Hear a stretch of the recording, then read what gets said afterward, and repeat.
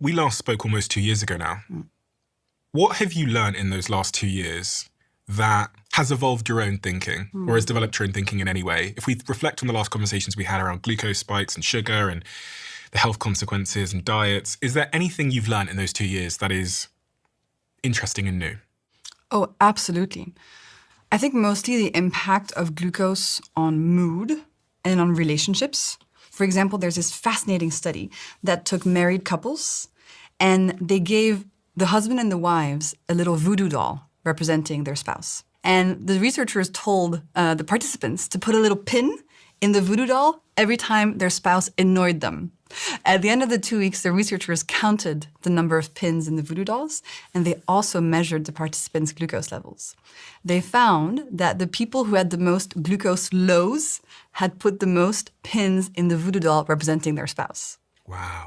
So it's just an association, but it's interesting. And scientists then found that when you have very unsteady glucose levels, it impacts this neurotransmitter in your brain called tyrosine that manages your mood.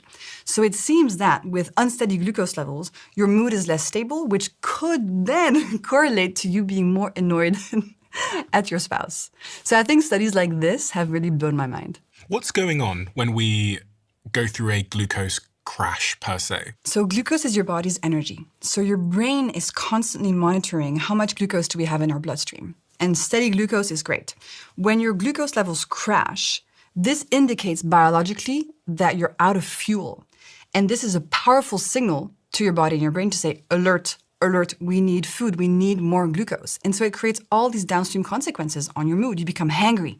All you think about is food. You're in a bad mood. You're like, I need to eat something. You look for a banana, you look for a cookie. It can also activate the craving center in your brain that says, Stephen, go find some chocolate.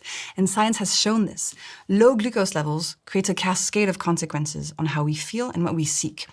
Now, what's interesting is that back in the day, when we had low glucose levels, I'm talking like hunter-gatherer times, they wouldn't arrive so quickly because we didn't have these big spikes that then led to these big drastic drops. It was more, we ate in a more balanced way with less sugar, obviously.